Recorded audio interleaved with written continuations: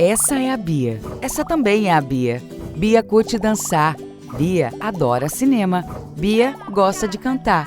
Bia se amarra em praia. As duas têm gostos diferentes. Mas na hora de estudar, elas se encontram na plataforma Gonçalves Dias. Aulas pelo canal do YouTube, dicas pelo Instagram, conteúdos para downloads no site e muito mais. Plataforma Gonçalves Dias. Aprenda onde estiver.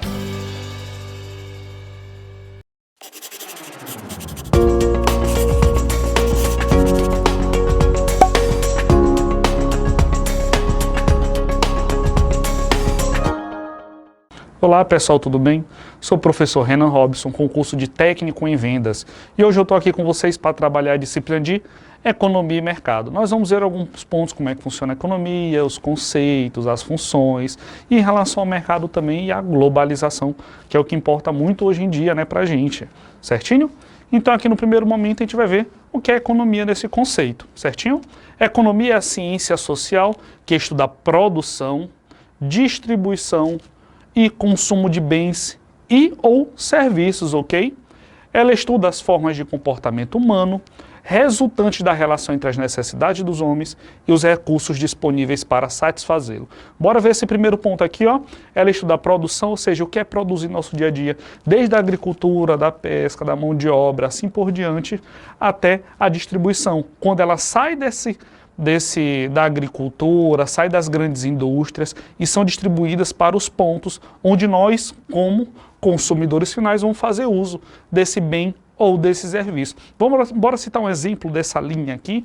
Vamos supor o arroz. O arroz ele vai ser cultivado, vai ser colhido, ok? Então, ele está sendo feita a produção dele, tá? Então, ele vai chegar na indústria, vai ser industrializado aquele produto e ele vai ser posteriormente distribuído, ou seja, ele vai ser colocado em vários pontos de uma região para começar a ser vendido, ok? E por fim, nós vamos fazer o consumo desse bem, tá? Então, assim que funciona, como é que é o processo da economia, ok? E o que é que essa economia faz? Ela vai trabalhar de acordo com as nossas necessidades. Como assim de acordo com as nossas necessidades? Nós temos desejos e necessidades. Os desejos são o quê? São algo que nós queremos, almejamos, só que não é algo que precisamos para viver, para fazer o nosso dia a dia. Enquanto a nossa necessidade é algo que nós precisamos e temos que adquirir no nosso cotidiano para ter uma vida, como por exemplo, higiene pessoal, o consumo de água, tá?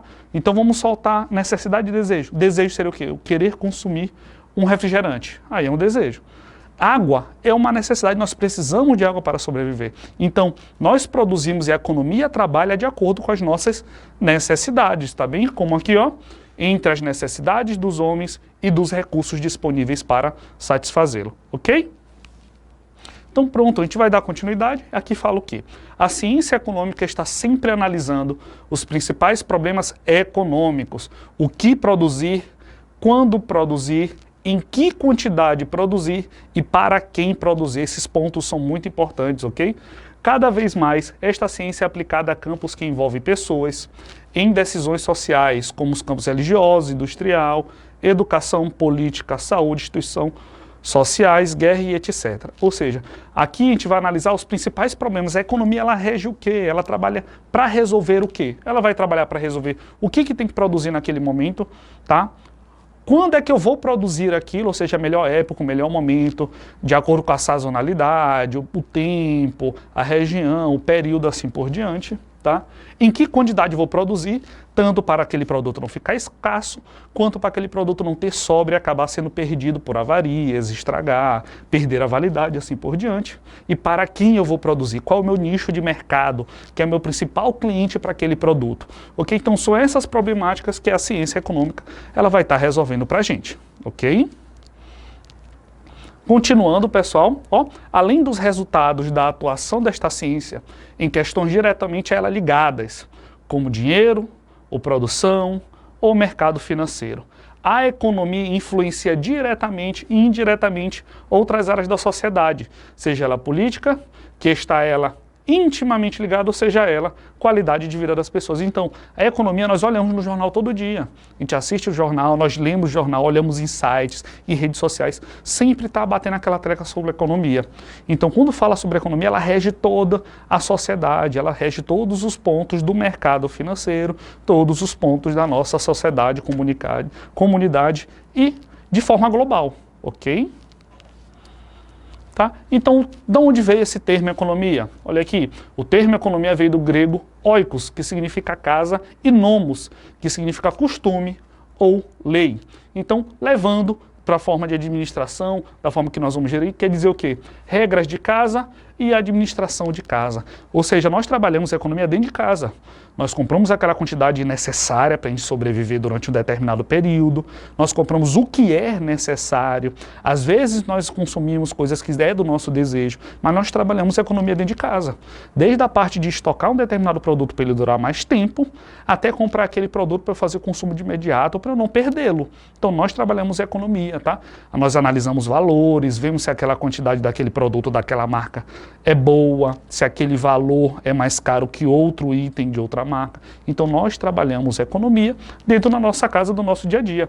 Então uma das definições que captura muito a ciência econômica moderna é de Lionel Robbins, tá? Onde ele fez um ensaio em 1932. Ele fala o quê? A ciência que estuda as formas de comportamento humano resultantes das relações existentes entre ilimitadas necessidades a satisfazer e os recursos que, embora escassos, que prestam aos usos alternativos. Vamos deixar claro, as nossas necessidades são ilimitadas. Todo dia, por exemplo, eu tenho necessidade de me alimentar e de beber um líquido, de beber água. Tá? Porém, esse recurso ele é limitado. Um momento ele vai faltar, tornando ele mais caro, um momento ele vai estar em abundância, tornando ele mais barato. Então tem que ter esse equilíbrio, tá? Entre as necessidades e a limitação dos recursos, tá? Para não torná-los escassos, tá? Ou seja, escassez significa que os recursos disponíveis são insuficientes para satisfazer todas as necessidades e desejos, tá? Estando ausentes a escassez dos recursos e a possibilidade de fazer uso alternativos desses recursos. Não haverá problema econômico. Bora só frisar esse segundo ponto, ó. Estando ausentes a escassez dos recursos e a possibilidade de fazer uso alternativos. Ou seja, quando um determinado produto se torna escasso, eu tenho que ter uma possibilidade de produzir um produto paralelo para suprir aquela escassez. Assim, eu não tenho um problema econômico, tá? Ou o problema econômico é minimizado em relação a isso, tá? Isso pode ser variado em qualquer segmento, tá? Tanto de cosméticos, quanto alimentação, tá? Vestuário, assim por diante. Então, aqui ele deixa bem claro que os nossos recursos disponíveis para qualquer tipo de área, eles são limitados. No momento eles vão se tornar mais caros, vão se tornar com menos produtividade, aquele produto vai ficar em falta no mercado, mas as nossas necessidades não são, ok? São ilimitadas, certo? Então essa definição vem em vários conceitos importantes, que são a base e o objetivo do estudo da ciência econômica. Vamos lá, quais são os conceitos? Conselho da escolha, tá? Ou seja, eu tenho aquela vontade de escolher se eu vou adquirir um produto X ou um produto Y, certo? Da escassez, aquele produto se torna limitado e vai ficar em falta, ok? Das necessidades, tem que satisfazer as necessidades dos consumidores, ok? Dos recursos, ou seja, de onde eu vou tirar aquele produto, da minha produção, qual vai ser a linha que eu vou produzir, como é que eu vou produzir, quais são os recursos necessários que eu vou utilizá-lo. E a distribuição, como é que eu vou fazer aquele produto que foi produzido chegar ao consumidor final. Então são esses conceitos, tá? Essas definições que trabalha a ciência econômica. Tá? Essa definição tem vários conceitos, certinho, aqui o ponto onde vai trabalhar. Ó, em qualquer sociedade, os recursos produtivos e fatores de produção. Quais são os fatores de produção? A mão de obra, tá? O pessoal, o público, os trabalhadores que vão produzir aquilo, a terra onde vai ser produzido, as matérias-primas, quais os recursos necessários primários que eu vou utilizá-lo, dentre outros, são limitados, ou seja, esses produtos e fatores de produção eles são limitados. Por outro lado, as necessidades humanas são ilimitadas, como citado, a serem renovadas, ok? Por força próprio crescimento populacional e contínuo desejo de elevação, ou seja, à medida que a população aumenta, tá? A quantidade de pessoas que vão sentir necessidades é maior, isso é lógico, tá? Então, quanto mais pessoas sentem necessidade por conta do aumento populacional, os recursos eles vão se tornando cada vez mais limitados, a não ser que eles sejam produzidos em maior quantidade, tá? Que isso se torna um problema para a economia, ok? Tá? Qual é a questão central, ou seja, qual é o principal ponto do estudo da economia? Vamos ler. Como alocar esses recursos produtivos limitados, vamos deixar claro que eles têm limite, tá? Para satisfazer todas as necessidades da população. Então, o questionamento que, se a gente for analisar, ele é muito preocupante. Como é que eu vou fazer um determinado produto? Vamos colocar numa situação?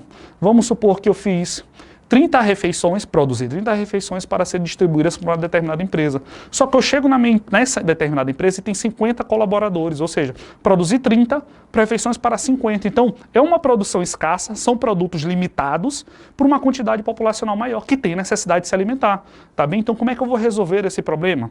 E coloca assim, ó, esse questionamento levou a sociedade a repensar sobre os modelos de sistema econômico, de escassez dos recursos ou fatores de produção, associadas às necessidades ilimitadas do homem, originalmente chamada de problemas econômicos fundamentais e continua sendo um problema econômico fundamental. Nós vamos deixar um produto escasso direcionado à alimentação, tá? No setor alimentício, deixar faltar para uma população, tá? Isso é um problema muito importante, é um problema fundamental, ok?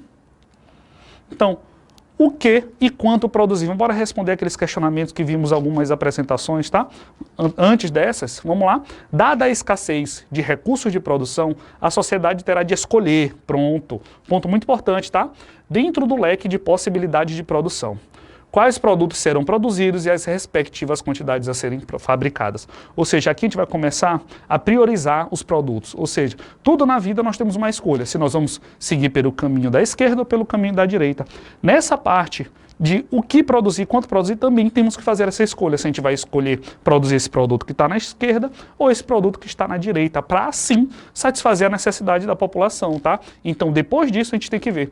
Mas assim que a gente, vamos, por exemplo, eu escolhi o produto da esquerda, agora eu tenho que decidir quanto é que eu vou produzir desse produto. Tem que fazer essa escolha.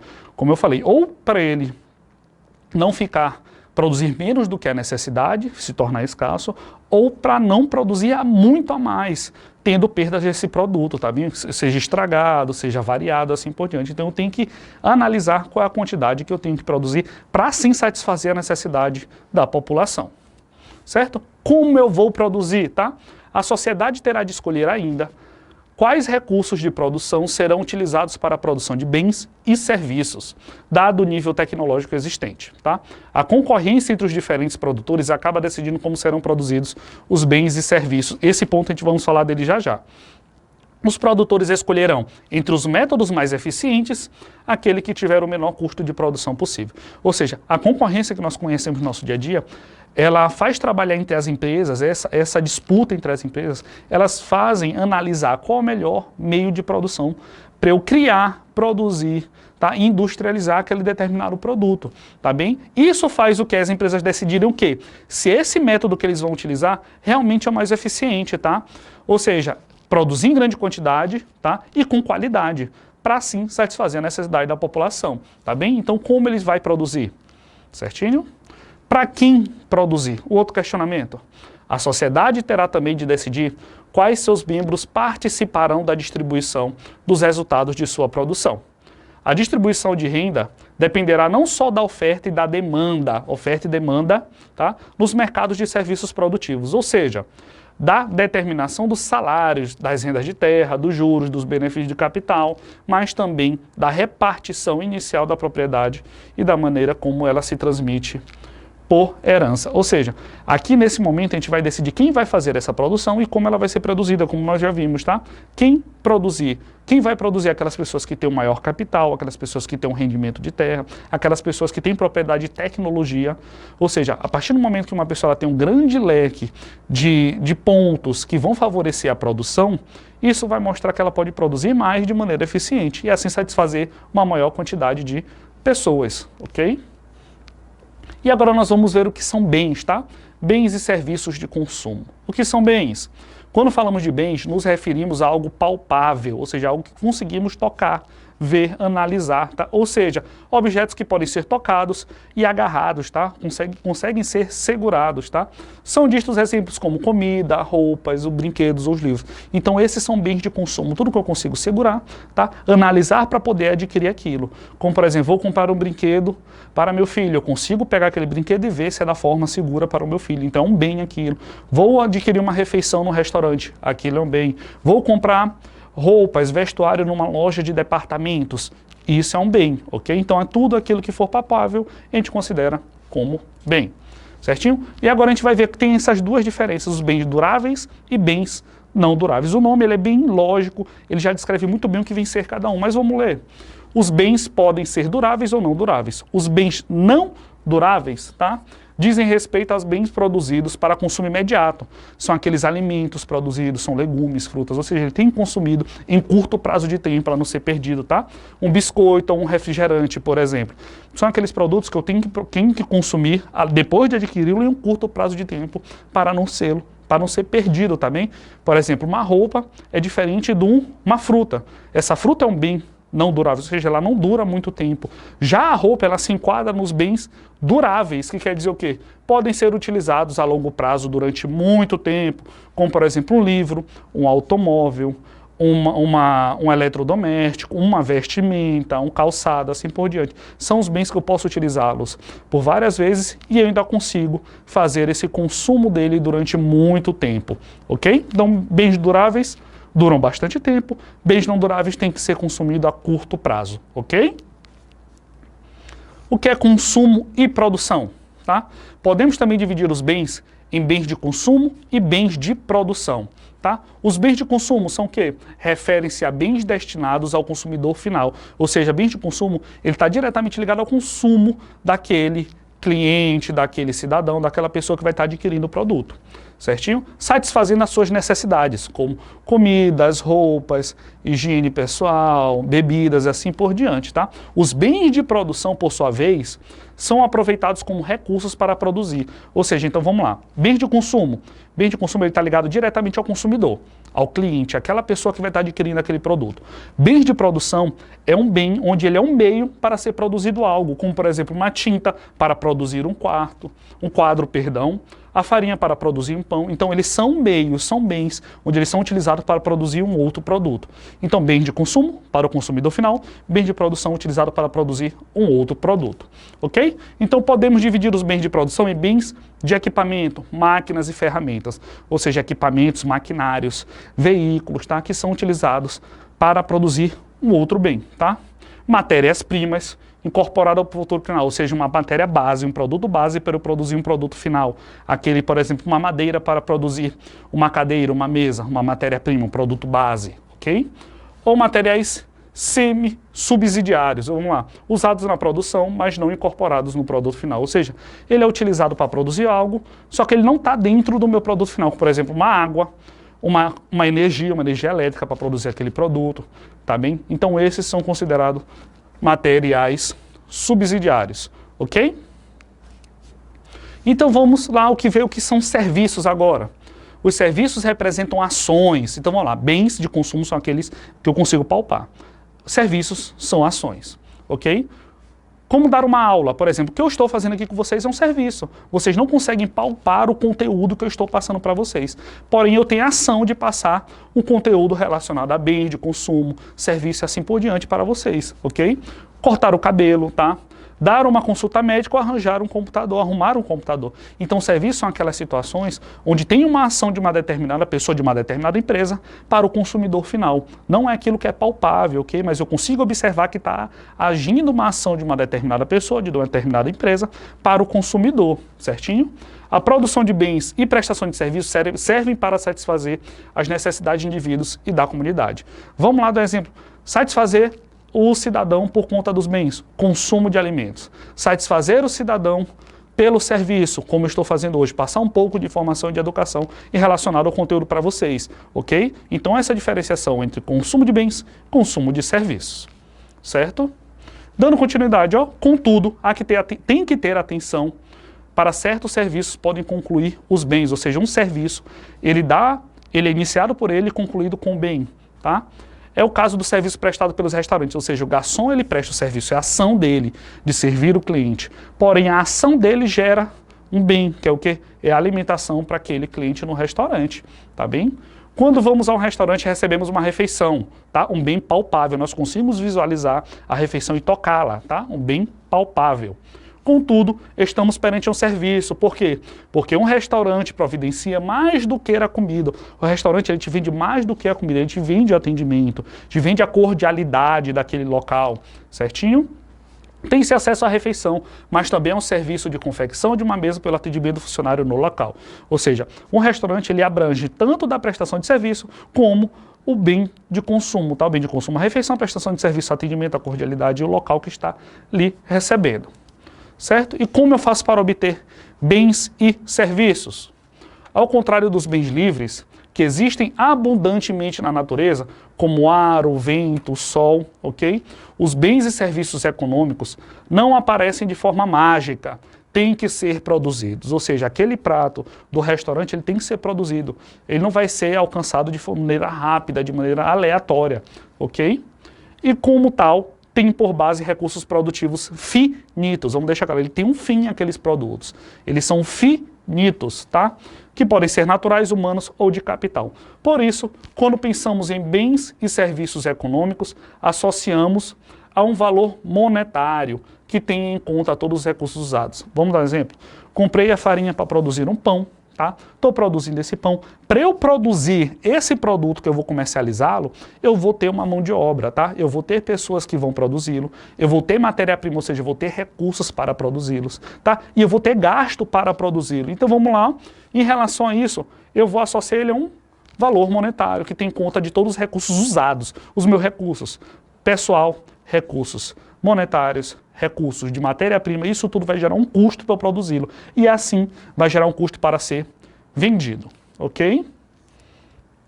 Tá? Como é que eu faço? Tem a questão do comprar e do trocar, perdão. Bora ver cada um deles. O comprar. Comprar bens e serviços por um valor previamente estabelecido é a forma mais comum de os obter. Ou seja, você vai comprar um produto, tá? E você tem que analisar quanto ele custa, tá? Ou seja, antes de eu chegá-lo, eu já sei o valor, tá? E esse valor ele já está embutido com certeza o quanto eu gastei para produzi-lo, certinho? Vamos a uma livraria, um exemplo, tá? Uma situação. Vamos à livraria e compramos um livro, tal como se compramos as aulas de condução ou de natação, certinho? Então, compramos um serviço, que é essa situação de aulas de natação e de condução, como nós compramos um bem, tá? Que nós adquirimos o livro. Então, nós podemos comprar ou um serviço ou um produto, tá? Ou os dois concomitantes, ou seja, os dois usados ao mesmo tempo, como é o caso do restaurante, tá? Então, essas aulas na escola podem ser questionadas os mais novos, tá? De fato, as crianças não pagam os serviços de ensino na escola, o que é útil para explicar que nem todos os bens e serviços são pagos diretamente a quem usufrui. Ou seja, a criança ela consome o serviço da escola, porém não é ele que faz o pagamento, não é ele que tem um custo por aquele serviço. Então, o que quer dizer? Que nem sempre quem consome o bem ou o serviço é aquele que tem o gasto com ele, certinho? Que são o caso das crianças. Na escola privada, a mensalidade é paga pela família do aluno, tá? Pelo responsável do aluno, enquanto a escola pública é assegurada pelo orçamento do Estado, tá? E diretamente paga pelos impostos. E a troca?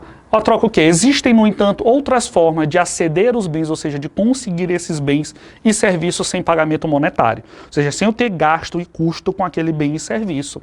Por um lado, há bens e serviços que são oferecidos quando lemos o livro Alguém, por exemplo. Tá? Estamos a prestar um serviço que implica o nosso tempo, mas não precisamos receber em troca. Como quando fazemos trabalhos voluntários, nós estamos prestando um serviço a alguém, a uma comunidade, a alguns cidadãos, a algumas pessoas, porém não recebemos valor monetário em troca sobre isso. Então é uma troca, tá bem? Por outro lado, é possível simplesmente trocar bens e serviços, ou seja, essa situação de eu dar um bem para uma pessoa e receber um bem em troca, sem envolver valores monetários e custos, ok? Tem essas situações? Ah, essas situações sim, certinho? E esta troca, pode ter referência em um valor monetário estimado, trocar um livro por outro e um computador por uma console, tá? Porque ambos têm valores equiparados, ou seja, na hora que eu troco um valor por outro, eu sei que quando eu adquirir esse meu produto X aqui, ele custou R$50, e eu vou trocar por um outro produto que eu sei que também custou. Então eu tenho essa análise e eu coloco numa balança que eles têm valores equiparados, aí se torna uma troca justa, certo? Existem várias iniciativas de bancos de trocas que usam moedas sociais e associam-se a tempo despendido em cada serviço. Por exemplo, 1 hora de aula de inglês pode ser trocada por 1 hora de jardinagem. Bora citar um exemplo, existem muitos sites que fazem isso hoje, tá?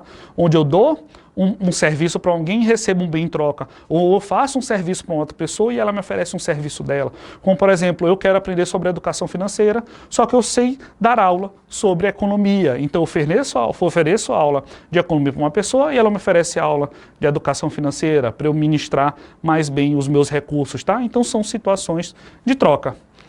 Pessoal, essa foi a aula de hoje. Sou o professor Renan Robson. Fiquem em casa e até mais.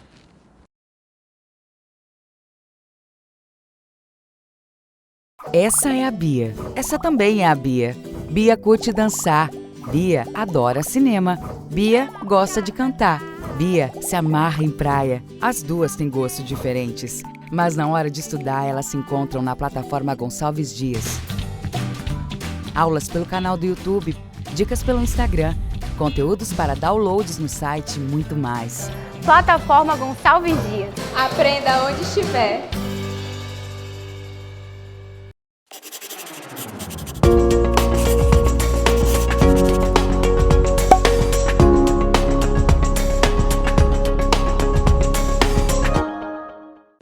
Olá pessoal, tudo bem? Sou o professor Renan Robson e estou aqui mais uma vez para ministrar disciplinas do curso de Técnico em Vendas. E hoje a gente vai dar continuidade à nossa disciplina de Economia e Mercado. Vamos ver o que vamos trabalhar hoje?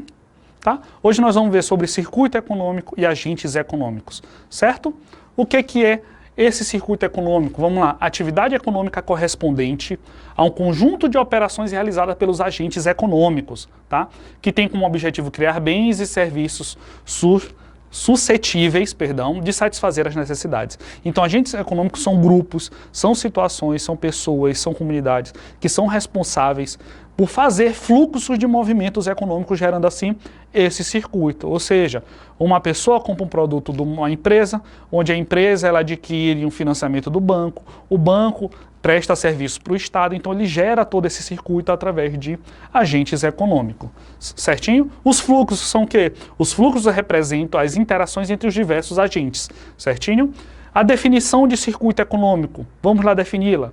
Representação esquemática dos fluxos, que se estabelecem entre os diferentes agentes econômicos, como eu acabei de explicar para vocês, ok? Então esses fluxos é a interação entre vários agentes. E nós vamos ver já na continuação da aula quem são esses agentes econômicos.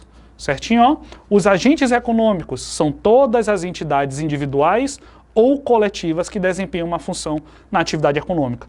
Eu que adquiro um produto numa farmácia, eu que adquiro um produto no supermercado, eu vou adquirir um serviço numa instituição de ensino, eu sou um agente econômico, porque eu estou fazendo usufruto de algum bem ou serviço que vai ser da movimentação à economia, certinho? Então, cada agente econômico é definido de acordo com a função principal.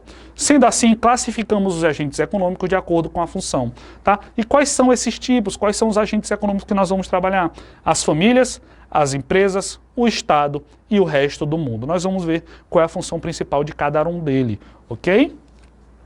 Então, os agentes econômicos, vamos ver primeiro as famílias, tá? As famílias incluem todos os agregados familiares de um país, ou seja, de uma região, certo? Onde essas famílias constituem um agente econômico porque representam uma função econômica importante, o consumo. Ou seja, nós familiares, nós pessoas, grupo de amigos, famílias, a pessoa individual, nós somos um consumidor, tá? Então, a partir do momento que eu consumo determinado produto, eu sou um agente econômico. Vamos dar exemplo. Eu moro com minha família, tá? Certinho, tenho minha família com mulher, filhos, ou com os pais, tios, companheiro, independente também, e todo mês eu faço compras no supermercado para adquirir meu estoque durante aquele período. Então, o que eu estou fazendo? Eu estou agindo de forma certa de acordo com agente econômico famílias. Por quê? Porque eu estou consumindo produtos para dar movimentação na economia. Ou seja, foi produzido aquele produto, foi distribuído para o supermercado e eu estou adquirindo. Então eu estou fazendo essa movimentação da minha economia. Então eu sou um agente econômico juntamente com quem faz aquele consumo, ok? As empresas, pessoal, outro agente econômico são as empresas, tá? São agentes econômicos que se dedicam à produção de bens e serviços, tá? Onde eles são divididos em dois tipos. Então, as empresas, gente, são responsáveis por produzir.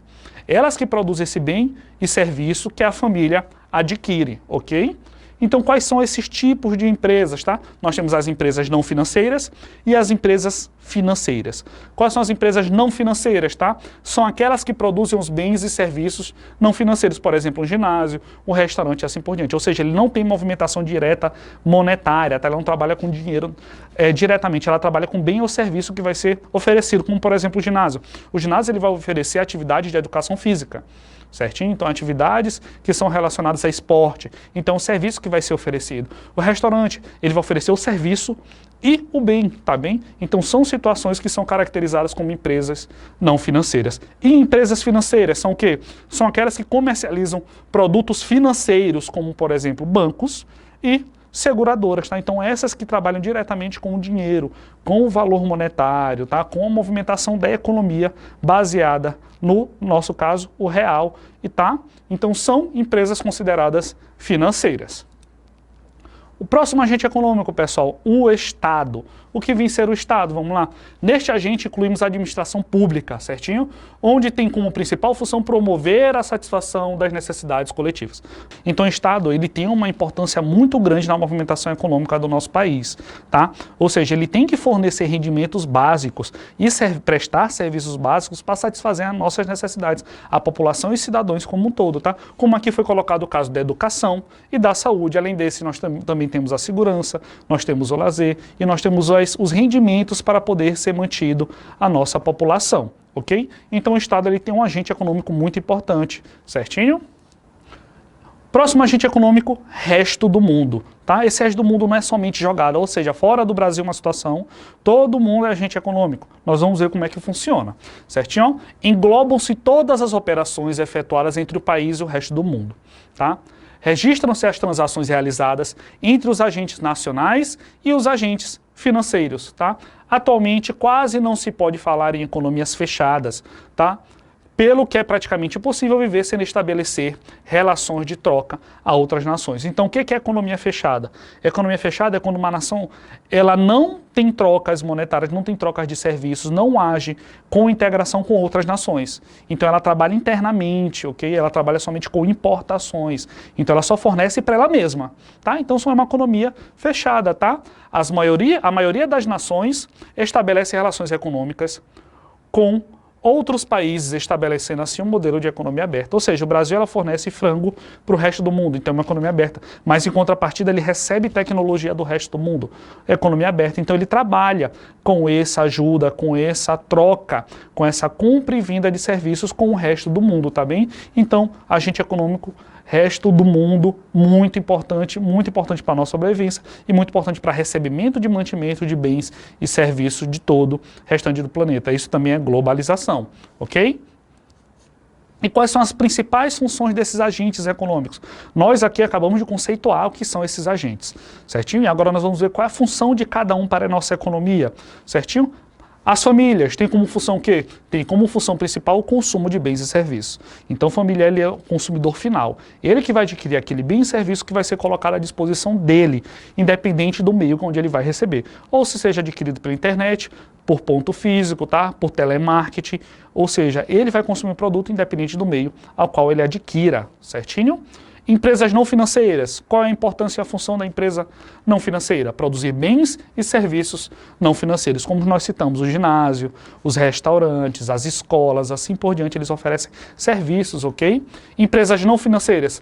Produzir esses serviços financeiros, principalmente os bancos. Nós colocamos os bancos como um agente financeiro muito bom, uma empresa financeira, um agente econômico muito importante. Todos nós, nosso cotidiano, trabalhamos com bancos, direta ou indiretamente. Ou seja, para ter uma conta conta em determinado banco ou simplesmente vai fazer um depósito para uma terceira pessoa, uma outra pessoa, tá? Então os bancos são muito importantes para o nosso dia a dia e é um agente econômico, uma empresa financeira que podemos usar aqui como uma situação.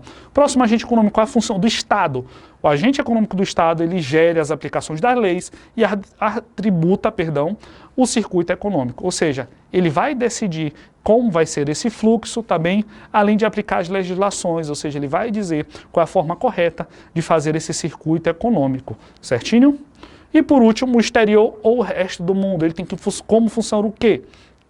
Relações com o resto do mundo, realização de transações com os agentes estrangeiros, tá? E como eu falei a situação ainda há pouco, o Brasil, a nossa nação, ela pode adquirir produto do outro lado do mundo, tá? Como, porém, pode fornecer produto por outro lado do mundo, tá? Então, é uma nação aberta, de economia aberta, que pode fazer esse desenvolvimento com o resto do mundo, também na grande importância. Então, esses agentes econômicos, gente, eles são de importância extrema para o desenvolvimento e o circuito econômico, ok? Então agora nós vamos falar sobre a globalização econômica, certinho? Então a globalização econômica é o quê? É o processo econômico e social que estabelece integração entre países e pessoas do mundo todo. Vamos citar um exemplo. Eu posso muito bem adquirir um produto que veio lá do outro lado do mundo, tá? Eu posso também adquirir um produto que veio do sul do meu país. Então tudo isso é globalizado, não é somente adquirir um produto de outro país, mas de outra região, por exemplo. Eu posso consumir um produto de um país vizinho aqui da América do Sul, como posso consumir um produto lá da Ásia. Então essa globalização econômica, ele faz o quê? Faz eu começar a adquirir e ter esse consumo de diversas partes do mundo, movimentando a economia mundialmente, certinho? Dando continuidade, através dele, ou seja, da globalização econômica, empresas, países e instituições realizam trocas financeiras, culturais e comerciais sem restrições ideológicas. Ou seja, as empresas que vão fazer essa troca econômica, ela se adapta muito bem à região onde ela vai estar. Vamos citar um exemplo? Todos nós conhecemos uma empresa de fast food, tá bem? Onde ela trabalha mundialmente, nós temos várias. Mas vamos colocar a situação da Índia, o país Índia, tá? Nós sabemos lá que o animal sagrado que eles têm como é a vaca também. E os hambúrgueres produzidos por esse fast food são de carne bovina. Então, a partir do momento que eles comercializam, eles entram nesses países, eles têm que se adaptar, ou seja, no local onde eles tornam esse animal sagrado, eles não podem produzir um produto com a carne dele, tá? Então, eles vão se adaptar à situação sem ofender a ideologia daquele país, a cultura dele. Então, se adaptando às ideologias, certinho? Então, a globalização econômica é um fenômeno que foi aprofundado após a queda do Muro de Berlim, tá? Lá em 1989. Por quê? Porque o mundo, ele era dividido em duas situações econômicas, que eram quais, pessoal? O capitalismo e o socialismo. A partir desse momento que teve essa queda, o mundo se integrou, ou seja, ele começou a trabalhar em um conjunto, gerando a globalização econômica e assim com menos restrições, vamos dizer, ok? Então, com isso houve, com a queda do Muro de Berlim, com isso houve o aumento do fluxo de mercadorias e transações financeiras, tá? Ou seja, uma movimentação econômica muito maior, certo? Dentro desse contexto, várias associações, ou seja, vários blocos econômicos foram criados, ou seja, união de países para ter uma movimentação econômica mais fácil, certinho? Vamos citar os exemplos, a Mercosul, onde o Brasil está incluído, tá? A PEC, tá? Que é da Ásia, a NAFTA, e assim como outros, tá bem? Então isso eles foram criados para ter uma movimentação financeira mais fácil, mais prática, através desses blocos econômicos, ou seja, a união de alguns países para trabalhar monetariamente, financeiramente e movimentação de recursos de maneira mais prática, certinho? Associando-se em blocos econômicos, tá? Os países conseguem força nas relações comerciais, ok? Então, globalização econômica é a crescente integração e interdependência das economias nacionais, regionais e locais em todo o mundo, através de uma intensificação do movimento de transferência de bens, serviços, pessoas, tecnologias e capital entre fronteiras. Ou seja, eu posso hoje muito bem adquirir um carro, vamos dar exemplo, só que o carro ele não foi produzido no Brasil, ele foi produzido parte no Brasil, onde partes dele vieram da Alemanha, um exemplo. Então essa globalização econômica, ele integra, ele trabalha muito bem essa interdependência entre as nações, os estados ou mesmo localmente, certo? Considerando que a globalização é o amplo conjunto de processos relativos às múltiplas redes de intercâmbio econômico, tá? Político e cultural, a globalização econômica contemporânea é o quê? Ou seja, na nossa realidade, atualmente, é impulsionada pela crescente importância da informação em todos os tipos de atividades produzidas, tá? E mercantilização, tá? Além da evolução da ciência e da tecnologia, tá? Então tudo isso influencia na nossa decisão no dia a dia, saber como vai ser esse consumo, com o que vai ser consumido, o que vai ser produzido, se vai ser um bem ou serviço, independente se era local ou do outro lado, do resto do mundo, como acabamos de ver em relação aos agentes econômicos, ok? Dando continuidade, pessoal, ó, o que nos leva a essa grande questão? Qual é a questão que nos leva a analisar? Porque apenas as últimas décadas a economia global conseguiu avançar tanto. Ou seja, se nós analisarmos 30, 40 anos atrás, essa globalização era bem restrita, era bem dificultosa, vamos dizer assim. Então, como na última década, por exemplo, vamos botar do ano 2010 para cá, ela avançou tanto. Por quê? Porque teve uma ajuda muito importante da nossa tecnologia. Vamos ler, tá? A grande razão para o elevado crescimento dos números do comércio internacional nos últimos tempos, olha, está nos avanços alcançados pelos sistemas de transporte e comunicação, tá? Que agora apresentam uma conectividade em nível global, permitindo a rápida difusão de informações e também mercadorias e capital. Ou seja, quando eu consigo adquirir um produto, essa rápida, esse avanço, essa maneira que é muito, quase que em tempo real, uma informação pode sair do Brasil e chegar em outro local do mundo. Como uma informação pode sair de outro local do mundo e chegar no Brasil. E bancos, eles fazem essas transações financeiras quase que instantaneamente, tá? Empresas fazem essas transações através quase que instantaneamente. Então a tecnologia, tá? Esse avanço nos sistemas de transporte e comunicação melhorou muito, tá bem? A nossa globalização econômica, certo? Atualmente, com apenas alguns cliques, empresas e bancos fazem transações milionárias, como acabei de citar para vocês, ok? Com dinheiro que se apresenta somente na forma de bytes no computador, ou seja, através de números que vão estar lá no computador. Por exemplo, hoje nós temos aplicativo de banco, um exemplo no nosso dia a dia, onde eu posso fazer uma transação para uma outra pessoa instantaneamente, tá? A partir do momento que eu clico o valor, coloco o valor, digito a minha senha, a pessoa quase que no mesmo instante ela recebe aquele valor na conta dela, tá? Então observamos que essa agilidade, esse processo, essa eficiência da comunicação de informações e tecnológica, tá? Ajuda muito a nossa globalização econômica, tá? A era da informação, tal qual chamada atualmente, certinho, permite o rápido deslocamento de qualquer coisa no espaço geográfico em um rápido período de tempo, certinho? Dando continuidade, pessoal, olha, aliás, não existem mais impeditivos em termos instrumentais para tal integração comercial de todas as economias, ou seja, a nossa economia, a nossa globalização tem poucos impeditivos que fazem com que determinadas situações não aconteçam, tá?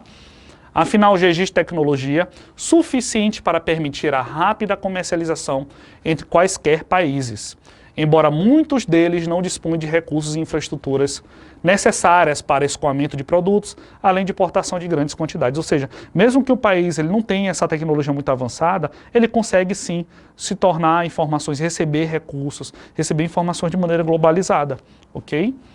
O principal entrave atualmente, tá?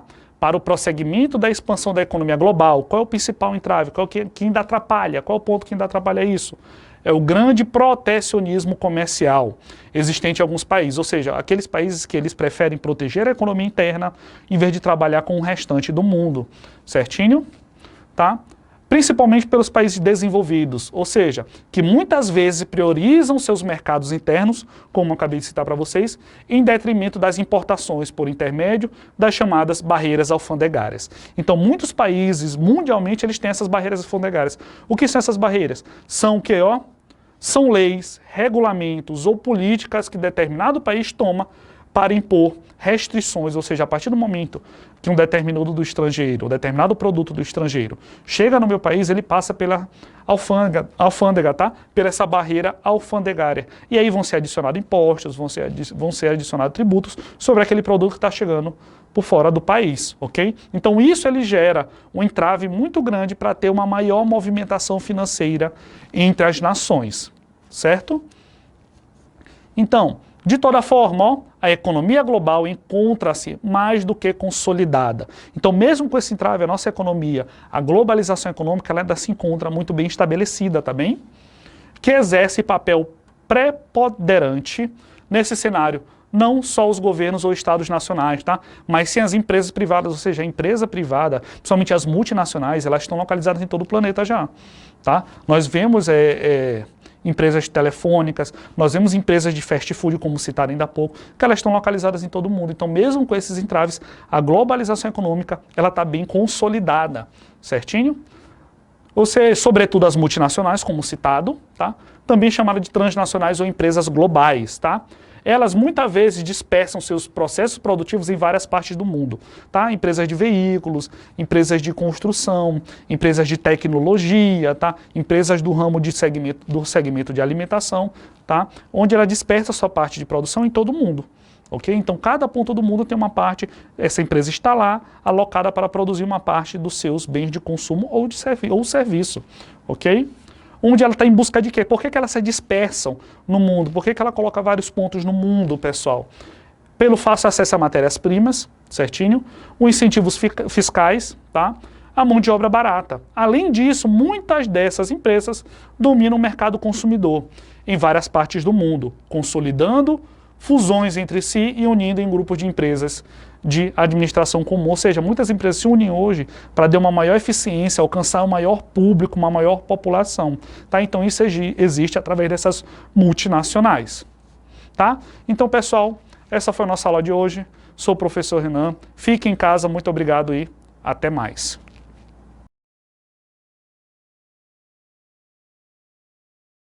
Essa é a Bia. Essa também é a Bia. Bia curte dançar. Bia adora cinema. Bia gosta de cantar. Bia se amarra em praia. As duas têm gostos diferentes, mas na hora de estudar elas se encontram na plataforma Gonçalves Dias. Aulas pelo canal do YouTube, dicas pelo Instagram, conteúdos para downloads no site e muito mais. Plataforma Gonçalves Dias. Aprenda onde estiver.